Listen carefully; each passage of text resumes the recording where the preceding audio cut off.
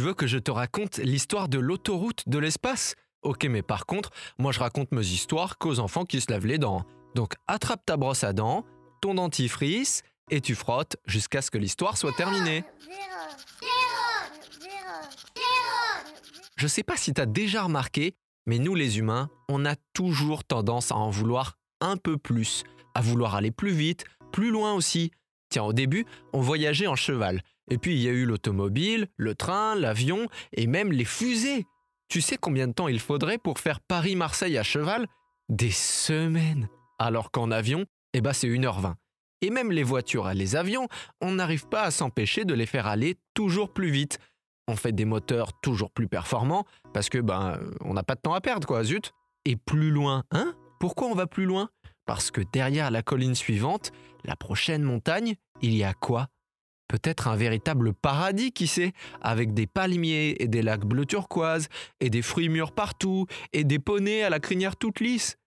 Cette idée de trouver des trésors cachés juste un peu plus loin, c'est ce qui a poussé notre espèce à explorer toute la planète depuis des siècles, toujours plus loin sur la mer. Mais maintenant qu'on a découvert tout ce que cachait notre planète, il nous en faut encore plus. Enfin, pas à toi et moi, hein, mais à notre espèce. Alors on est parti à la conquête de l'espace. Il y a plus de 60 ans, on est arrivé sur la Lune déjà. Et on va y retourner. Mais le but, c'est d'aller encore plus loin, tu l'avais deviné. L'objectif, c'est la planète Mars. Et tout ce qu'il y a derrière, vers l'infini et au-delà, comme dirait Buzz l'éclair. Le souci, c'est que les distances sont vraiment énormes. Ça se compte en années, tu vois. C'est plus que quand tu pars en vacances l'été, quoi. Mais les scientifiques viennent de découvrir une sorte d'autoroute spatiale. Tu veux que je te raconte? D'accord. Mais pendant ce temps-là, tu me promets que tu te brosses les dents, hein, parce qu'avec tous les chocolats du calendrier de l'Avent, ça peut vraiment faire des dégâts. Bon, je reviens à mon histoire d'autoroute de l'espace. Tu sais combien de temps il faut par exemple pour aller de Jupiter à Neptune? 4210 ans. Ah, là c'est sûr qu'on est sur un autre genre de départ en vacances, hein. T'as intérêt de faire le plein de sandwich triangle avant de partir. Et c'est quand même dommage, parce qu'on saura jamais tous les trésors que peuvent contenir ces planètes trop loin pour nous.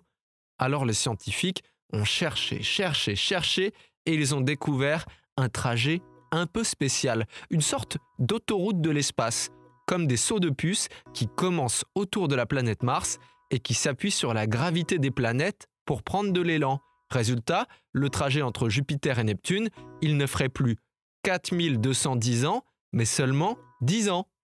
Bon, montre-moi un peu tes dents. Fais A, fais I. C'est pas mal ça, bien blanche comme il faut. Tant pis pour vous les caries. Allez maintenant, au lit. BFM TV. BFM. Retrouvez les épisodes des Dents et Dodo sur le site et l'application BFM TV et sur toutes les plateformes de streaming. Si cet épisode vous a plu, n'hésitez pas à lui donner une note, à vous abonner à la playlist et surtout à en parler autour de vous. BFM TV.